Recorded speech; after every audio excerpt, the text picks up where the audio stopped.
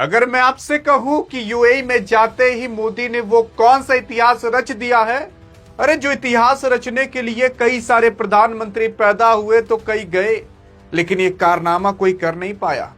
प्रधानमंत्री मोदी जी केवल अभी यूएई की ही यात्रा नहीं बल्कि 5 देशों की यात्रा पर गए हैं, जिसमें नॉर्वे, स्वीडन, नीदरलैंड और यूएई, और एट द एंड भाभी जी के यहां यानी कि इटली भी जाएंगे। लेकिन उसमें से सबसे जो महत्वपूर्ण यहां पर आपके मोदी जी की मीटिंग थी ना, वो मीटिंग कहीं और की नहीं बल्कि यूएई की थी। यूएई में जाते ही मोदी ने जो किया ना, अरे भाई साहब आप खुद देखिए, इधर मोदी जी यूएई गए तो उधर ईरान भारत भी आ चुका था। लेकिन ये ताल्लुकात और ये कोइंसिडेंस कोई कोइंसिडेंस नहीं बल्कि एक सोची समझी रणनीति थी। यार अगर आप देखने की कोशिश करोगे तो यहां पर सारे प्रोटोकॉल तोड़ करके जो यूएई के राष्ट्रपति हैं वो प्रधानमंत्री मोदी को एयरपोर्ट पर खुद लेने आते हैं, और केवल एयरपोर्ट पर लेने नहीं आते बल्कि जिस जहाज से आपके प्रधानमंत्री मोदी जी जा रहे थे बगल में यूएई ने F-16 जहाज भी लगा कर रखा था। और ये F-16 जहाज किसी और का नहीं बल्कि अमेरिका का खुद का है, और वो F-16 जहाज यूएई के अंदर था और उसी F-16 जहाज को यूएई ने प्रधानमंत्री मोदी की सिक्योरिटी के लिए लगा कर रखा था। लेकिन अगर आप देखने की कोशिश करोगे तो कई सारे भारत के अंदर नेता ऐसे हैं जो आपको और हमें जानते हो क्या समझते हैं, हाँ समझ के क्या समझते हैं वही आपको और हमारा काटने की कोशिश करते हैं। कई सारे ऐसे नेता हैं जो अभी ट्विटर पर खूब ज्ञान झाड़ रहे हैं कि प्रधानमंत्री मोदी जी कह रहे हैं कि तुम लोग देश की और विदेश की यात्रा मत करो, हम भले करें। अरे भैया ये कौन सी बात हुई यार, अगर प्रधानमंत्री देश विदेश की दौरा नहीं करेगा तो देश चलेगा कैसे। अब कई सारे ऐसे नेता आ रहे हैं जो कह रहे हैं प्रधानमंत्री तो खुद कहते हैं कि विदेश की यात्रा अभी मत करो, सोना मत खरीदो, ये मत करो, वो मत करो, गाड़ी से मत चलो। अरे कहा प्रधानमंत्री नंगे चले ऐसे भाई साहब, कोई आग टुक से दाग के चला जाए, काम बन जाए। और उसी के साथ साथ प्रधानमंत्री को लोग कह रहे हैं कि वो विदेश की यात्रा क्यों कर रहे हैं। अरे भैया जाकर देखो क्यों कर रहे हैं। आज आपको पता चलेगा ऐसी 6 बड़ी डीलें जो 6 बड़ी डील करके ना भाई साहब वो इतिहास रच दिया है प्रधानमंत्री ने जो रचा नहीं। यार मान लेते हैं कि अगर घर के अंदर बहुत संकट है और बाहर बहुत खतरा है, आपके पिताजी तो यही कहेंगे ना कि तुम लोग घर में रहो, मैं इस संकट को तोड़ करके कमा कर पैसे लाऊंगा ताकि तुम्हारा पेट भर सकूं। बाहर कितना भी संकट हो लेकिन बाप को तो बाहर निकलना ही पड़ता है ना, कमाने के लिए और घर चलाने के लिए। तो एक प्रधानमंत्री को देश से बाहर तो निकलना पड़ेगा ना, इस संकट भरी हुई घड़ी के अंदर देश से बाहर तो जाना पड़ेगा ना, कि कैसे भी करके इन्वेस्टमेंट लाया जाए, पैसे लाए जाए, तेल गैस की सुविधा की जाए ताकि आपके और हमारे घर पर रसोई और जो चूल्हे हैं वो जल सके। लेकिन कई सारे नेता ना, आपको और तो हमें क्या समझते हैं, आपको पता ही क्या समझते हैं। लेकिन अब यहां पर अगर आप देखोगे तो कोई और नहीं बल्कि ईरान के विदेश मंत्री भी भारत आ चुके थे। अब क्या बातचीत हुई अभी वो पूरी तरीके से नहीं निकला, लेकिन हाँ मैंने आपको बताया था व्हाट्सएप चैनल पर कि भैया आपको इस पर वीडियो चाहिए, तो आपने बहुत कहा हाँ सर चाहिए, तो मैं आपके लिए वीडियो ले आऊं कौन कौन सी डील हुई है, कौन कौन सी नहीं। और हाँ अगर व्हाट्सएप चैनल फॉलो करना है तो डिस्क्रिप्शन में लिंक भी दिया है, वहां पर जाकर फॉलो भी कर सकते हो, बिल्कुल फ्री है। बाकी सारी जानकारी वहां पर भी आपको मिल जाया करती है। अब एक एक करके बात करते हैं कि भैया पहली डील कौन सी हुई, दूसरी डील। टोटल बड़ी डील की बात करें तो 6 डील हुई हैं। डील तो ऐसे उससे भी ज्यादा हुई हैं, लेकिन बड़ी बड़ी डील जिससे देश विदेश सब पर असर पड़ेगा। तो पहली डील देखो यार, पहला तो रक्षा समझौता यानी कि डिफेंस फ्रेमवर्क।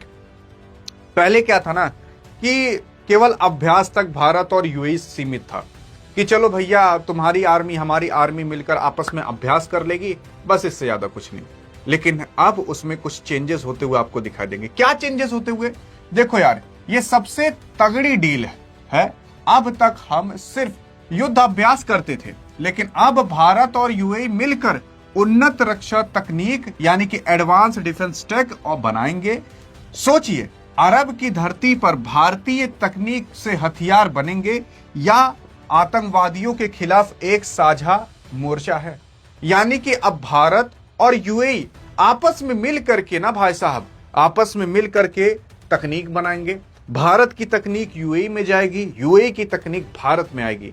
देखो यार, यूएई की आर्मी उतनी मजबूत नहीं है, इस डील से ज्यादा भारत को नहीं बल्कि यूएई को फायदा मिलेगा, क्योंकि भारत की आर्मी तगड़ी है तो भारत की आर्मी जाकर उनको सिखाएगी, समझाएगी। लेकिन यूएई की तकनीक तगड़ी है तो उनकी तकनीक भारत आ सकेगी, क्योंकि यूएई के अंदर अगर आप देखोगे तो अमेरिकन जो तकनीक है वो ज्यादा है, क्योंकि अमेरिका का सैन्य अड्डा यूएई के अंदर है, तो वो सारी तकनीकें भारत भी सीख सकता है। और प्लस कैसे लड़ते हैं, कॉम्बैक्ट और बाकी अन्य युद्ध कैसे होते हैं, वो सारी चीजें भारत उनको सिखा सकता है और उनकी तकनीक भारत सीख सकता है। तो इससे दो के दोनों का फायदा होगा। फिर उसके बाद क्या होगा, दूसरी सबसे बड़ी डील देख सकते हो, रणनीतिक पेट्रोलियम भंडार यानी कि स्ट्रेटेजिक पेट्रोलियम रिजर्व को लेकर है। और ये इतनी बड़ी डील है कि इससे भाई साहब पूरे भारत का जो तेल की दिक्कत है वो पूरी हो सकती है, क्योंकि आप देखोगे जो हॉर्मुज की खाड़ी है यानी कि स्ट्रेट ऑफ हॉर्मुज में युद्ध के बादल अभी जो मंडरा रहे हैं, असल में भारत को डर था कि तेल सप्लाई रुक गई तो क्या होगा। अब जो यूएई है और जो यूएई की कंपनी है ADNOC, भारत की जमीन पर के नीचे जो बने विशाल टैंक में अपने तेल स्टोर करेगी, यानी संकट के समय भारत के पास अपना बैकअप होगा। मतलब यार ये है कि जो यूएई है, यूएई भारत के अंदर आकर जो भारत में बड़े बड़े नीचे टैंक्स बनाए गए हैं जहां पर तेल स्टोर करके रखा जाता है, वहां पर यूएई खुद आएगा, स्टोर करके रखेगा। मतलब क्या पेट्रोल पंप पर रखेगा? नहीं यार, देखो असल में अभी भारत के पास कहा जा रहा है कि लगभग 70 से 75 दिन का ऑयल रिजर्व पड़ा हुआ है। मतलब अगर सब कुछ बंद हो जाए भारत के अंदर, कहीं से भी तेल ना आ पाए, तब भी भारत जो अभी स्टोर करके तेल रखा हुआ है उससे 60-70 दिन पूरे देश को चला सकता है। लेकिन अब क्या है कि यूएई ने कह दिया है कि भैया कुछ भी हो, हम तुम्हारा जो तेल भंडार है जो तुम जमीन के अंदर और नीचे खूब बनाकर, जैसे महाराष्ट्र और बाकी अन्य जगह ऐसे बने हुए हैं, वहां पर खूब बड़ा बनाकर तेल को रिजर्व किया जाता है, रखा जाता है, उसे यूएई लाकर भर कर रख के अब रखेगा, वो जिम्मेदारी ले लिया है। सोचो कितनी बड़ी डील हो चुकी है। मतलब कितनी भी बड़ी संकट की घड़ी हो, यूएई उसे फुलफिल करके रखे रहेगा। फिर उसके बाद क्या डील हुई, देखो एलपीजी की गारंटी। असल में यहां पर IOCL और ADNOC के बीच जो डील हुई है वो सीधे अपनी रसोई से जुड़ी है। भारत अपनी 40% की जरूरत का तेल गैस यहीं से लेता है। अब यह जो सप्लाई है वो पक्की हो गई है, यानी कि ग्लोबल मार्केट में दाम कितने भी बढ़े, भारत के पास अपनी सुरक्षा कवच है।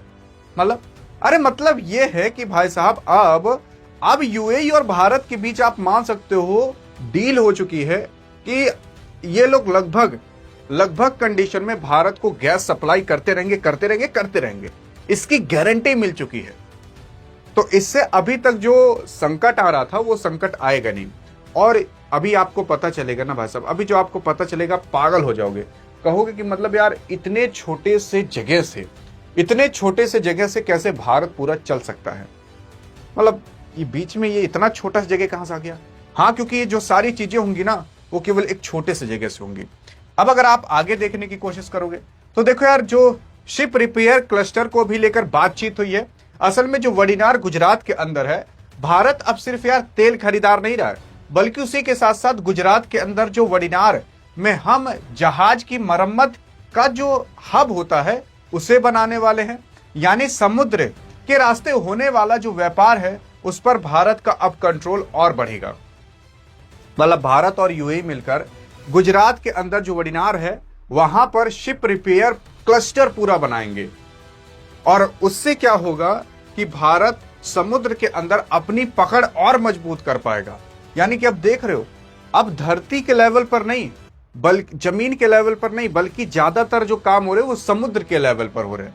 इसके बाद $5 बिलियन का निवेश, $5 अरब, यह कोई छोटी रकम नहीं है यार। भारत के जो इंफ्रास्ट्रक्चर, RBL बैंक और समान जो कैपिटल में यह पैसा लगेगा, यह भरोसा है मोदी की जो अभी हाल फिलहाल इकोनॉमिक पर।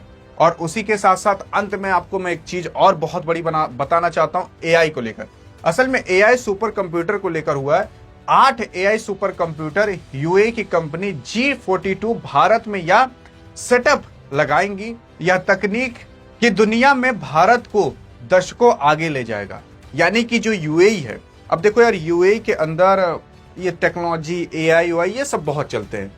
अब वहां की जो कंपनी G42 है वो भारत के अंदर आकर अपना सेटअप लगाएगी।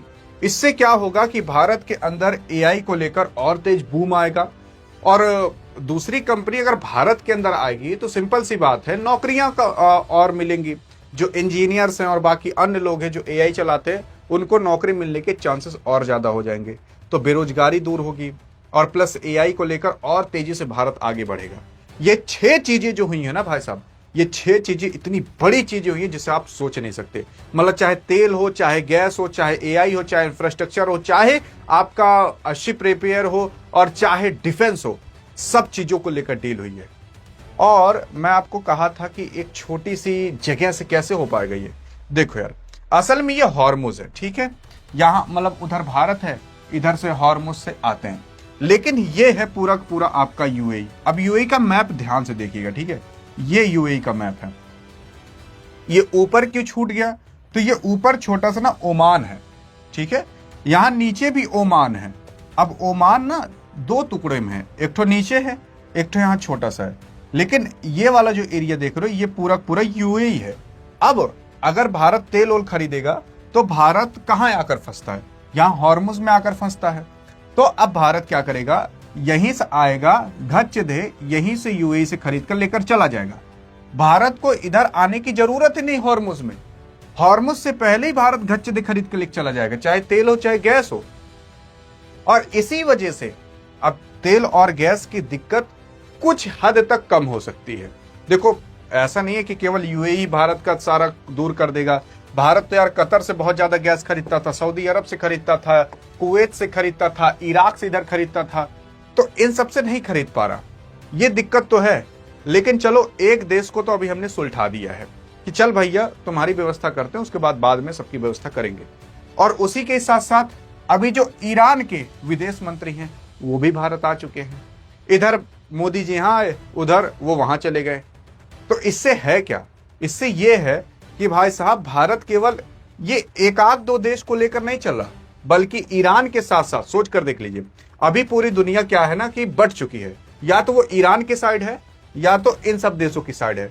भारत ऐसा देश है जो इसके साथ भी अच्छे संबंध बनाया है, जो इन सब देशों के साथ भी अच्छे संबंध बनाया है। तो ये स्ट्रैटेजिक गेम काफी ज्यादा फायदेमंद होने वाला है भारत के लिए। बाकी अब आप क्या कहना चाहोगे इन सब चीजों पर? आपकी क्या राय है एक भारतीय नागरिक होकर? देखते क्या कहते हो। बाकी हाँ, व्हाट्सएप चैनल का लिंक चाहिए तो डिस्क्रिप्शन में है, और जाकर फॉलो भी कर सकते हो। नहीं तो इस वीडियो में तो मिलेंगे, तब तक के लिए जय हिंद जय भारत।